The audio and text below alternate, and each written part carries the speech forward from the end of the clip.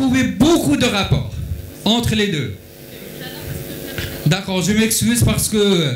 Alors, je parle encore. Le côté théorique est très fort. Il montre beaucoup de choses. Surtout, soit pour les enfants. Les enfants maintenant, nos élèves, ils ont des difficultés à prononcer le français. Tout simplement. Voilà, merci.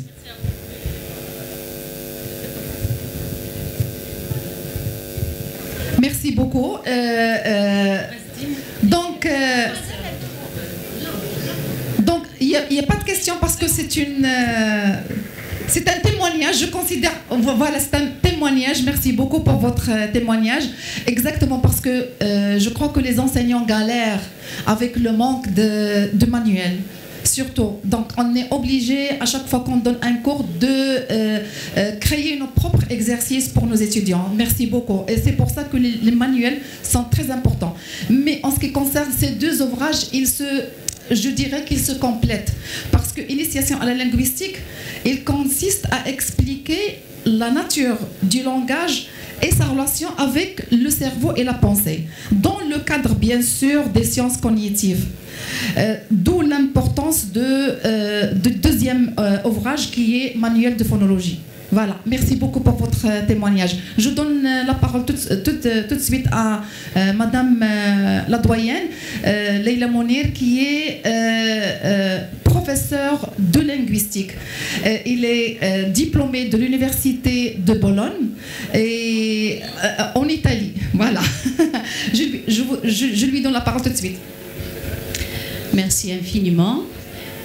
Tout d'abord, je félicite ma collègue Fatem Zahra Alfen pour ces deux ouvrages que je trouve fort intéressants, même si je ne vais pas mentir, je ne l'ai pas encore lu, mais ils sont certainement intéressants pour les étudiants parce qu'ils sont adressés aux étudiants.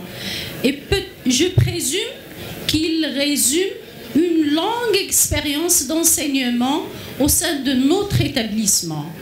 Mais moi, certainement, c'est une présentation ou un éventail de notions de base qui initie théoriquement à la linguistique, comme l'a déjà, même si je n'ai pas lu, comme l'a déjà souligné l'étudiant ici présent parmi nous. Moi, je vais juste réagir à la question de M. Bendahan. Bien évidemment, la langue n'a pas de gêne. La langue est transmise culturellement, de génération à une autre. Ce qu'on a comme faculté innée, c'est la prédisposition à l'apprentissage du langage, au parler, et puis éventuellement dans un cadre bien guidé, académique ou autre, à écrire. Donc ça, c'est que ce soit une langue écrite ou parlée. La question peut-être ou le témoignage de l'étudiant peut-être souligne l'importance de décontextualiser chaque savoir théorique et l'implanter dans la société pour permettre à chaque individu de réaliser l'importance de la réflexion théorique sur le langage. On ne peut pas exister sans langage. Rien n'existe sans langage. Et je vais dire, même la sociolinguistique a affirmé que la langue de base, c'est la langue du silence. Et la phonologie vient pour briser ce silence et donner une naissance à chaque langue. Mais la langue de base, c'est la langue du silence qui est générale, parce que pas forcément on doit parler ou prononcer un mot pour dire qu'on communique à travers un langage. Le langage existe même sans langue, mais la langue c'est un code bien structuré et conventionnellement déjà accordé par une certaine société pour permettre cette communication de base, mais aussi une réflexion développée dans toutes les disciplines. Donc pour moi, ce sont deux ouvrages certainement très importants pour les étudiants qui initient tous les étudiants à la réflexion théorique sur ce qui se passe dans notre cerveau, ou intérieurement parlant, avant d'émettre chaque mot, ou prononcer chaque mot. Je veux juste donner appeler chaque personne intéressée par l'étude et la recherche sur la linguistique d'aller consulter Ibn Jini avant tout, en premier lieu, puis passer par des saussures et faire un grand tour dans l'Europe et aux États-Unis. Je ne vais pas citer tous les noms, mais peut-être je vais citer un petit peu parce qu'on parle de la phonologie. Ici, on ne peut pas oublier Roman Jakobson et ses apports, et le Trubekoi et ses apports dans la phonologie qui est très importante. Peut-être une petite notion juste pour clôturer. Et ça, Monsieur Benis, il peut le confirmer, il l'a déjà confirmé à travers ses différentes interventions et ouvrages. La phonologie est sans rapport avec la société. C'est grâce à la phonologie, à la réflexion sur la linguistique, que ce soit à travers tous les niveaux, phonologique, syntaxique, morphologique et sémantique, que la Mazir actuellement, et on parle de sociolinguistique et la politique linguistique, que la Mazir actuellement est officialisée et reconnue comme langue officielle. Donc, merci infiniment aux efforts déployés de notre recherche parce qu'elle contribue vraiment à cette activité vraiment très importante, que ce soit abstraite et théorique, mais aussi concrète et pratique dans notre société. Merci pour votre attention. Merci beaucoup, professeur Mounir, pour cette intervention. Franchement, j'ai lu le livre Initiation à la linguistique avec beaucoup de plaisir. Et j'ai été interpellée à plusieurs reprises parce que ça fait réfléchir. Je vais poser j'ai deux questions. Une à l'auteur et une, bien sûr, c'est un questionnement, c'est pas une question. La première question, je vais l'adresser à professeur Elfen. C'est quoi le rapport entre la faculté du langage et la cognition? Ça, c'est la première question. La deuxième question, je vais la partager avec vous. Très bien, excellent, merci beaucoup. La deuxième question, parce que tout à l'heure on parlait de la question qui a été posée par professeur Bendahan. Est-ce que la faculté du langage est innée? Est-ce que c'est génétique? C'est ça la question. Est-ce que c'est génétique? Ça veut dire est-ce que l'être humain dispose des gènes pour avoir cette faculté de langage, pour apprendre la langue, pour l'apprentissage des langues. Alors, en lisant le livre, à travers ces chapitres, j'avais vraiment, je pense et je réfléchis à chaque fois, maintenant on a la machine. Tout à l'heure, professeur Elfen a dit qu'on ne peut parler que si on est disposé à une langue. Maintenant, on expose la machine à la langue, ça veut dire on met dans la machine une langue et puis on leur pose la question et puis il génère un discours. Est-ce que la machine maintenant peut remplacer l'humain ou bien peut être humanisée dans la question de la génération du langage? ChatGPT par exemple, et puis il vous donne un discours, vous lui posez toutes les questions possibles, il aide. C'est la même question, on expose un être humain à une langue et puis il parle.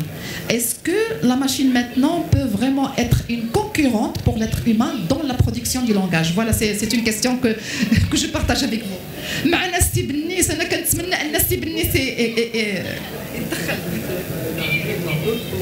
Oui. Oui. Merci beaucoup, professeur Dlimi. Alors, pour répondre à la première question posée par professeur Dlimi et qui concerne le langage comme faculté de la cognition, le langage comme faculté, ça veut dire le langage est une capacité, d'accord, de la cognition, c'est-à-dire c'est une capacité de... le langage est en fait un processus mental, c'est un des processus mentaux de la connaissance. On sait que dans le cerveau, on a une fonction qui s'appelle la connaissance et qui traite en plus du langage, elle traite la mémoire, elle traite le raisonnement, elle traite l'intelligence, l'apprentissage. Donc le langage justement fait partie de ces processus. C'est un des processus de la fonction du langage. Voilà, je ne sais pas si j'ai bien répondu à ta question. Alors pour la deuxième question, c'était de... Ah oui, la machine. Alors, la machine chat GPT qui est très intéressant, c'est un phénomène très intelligent et d'actualité. Par contre, cette machine ne pourra jamais remplacer. D'abord, elle consiste pas en... C'est un système, mais c'est un système créé par l'homme. Alors que le système du cerveau humain, c'est un système inné, créé par la nature, pour ne pas dire Dieu. C'est-à-dire que l'être humain vient au monde avec cet instrument hyper sophistiqué qui peut gérer la grammaire de toutes les langues, même les langues qu'on va parler dans 500 ans. D'accord? Alors que ChatGPT, il faut lui donner, il lui faut des données. Et lui, il réorganise. Et combien même qu'il organise et qu'il arrive à faire des choses extraordinaires, il existe encore. Et souvent, il a des problèmes pour expliquer les nuances, pour donner des phrases. Par exemple, au lieu de dire je vais chez le coiffeur, il va peut-être dire je vais au coiffeur. Alors que le français, la pragmatique du français ne permet pas ça. Est-ce que ChatGPT peut faire ces nuances-là grammaticales? Non. Par contre, le cerveau humain, qui contient toutes les grammaires des langues. Quand je dis grammaire, c'est pas le nahou. La grammaire, c'est tout ce qui concerne les classes de verbes, parce que tout est classé, tout est structuré dans le cerveau. Tout ce qui concerne la grammaire, la syntaxe, la morphologie, les phonèmes. Merci beaucoup. Voilà. Sorry for that. Je donne la parole tout de suite pour 1 minute à professeur Taheri.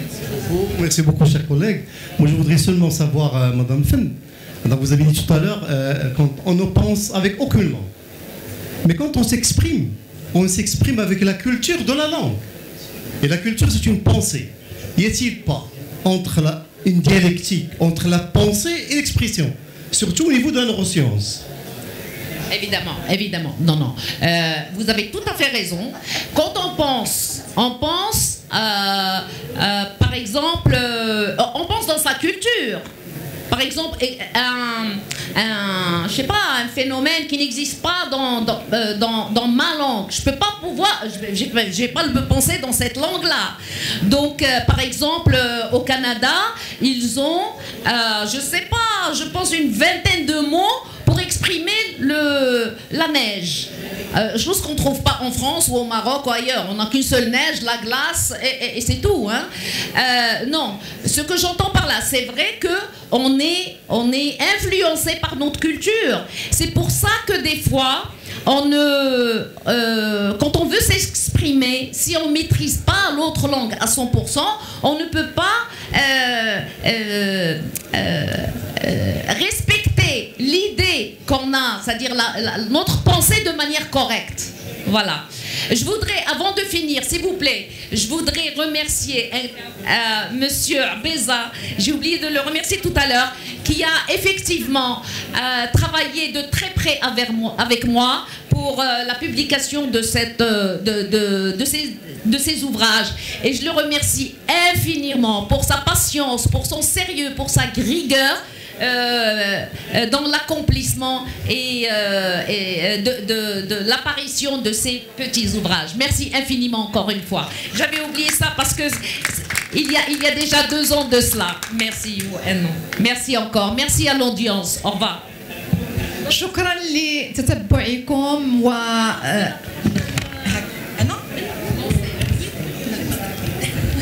Et je donne la parole tout de suite à Madame la doyenne pour la suite du programme.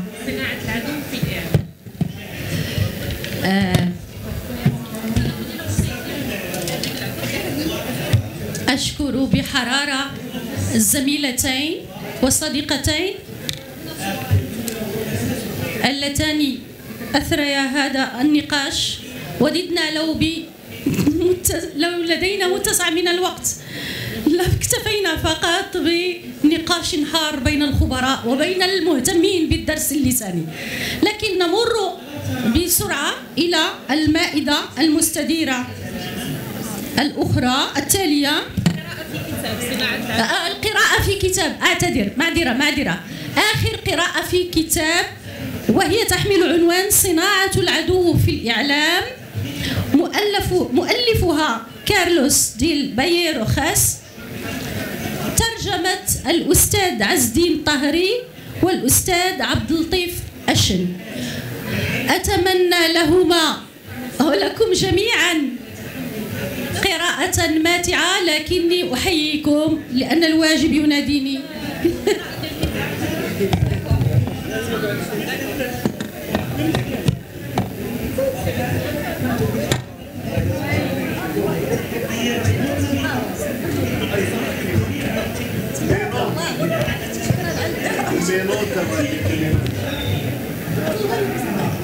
والله ما كان في شي حاجه.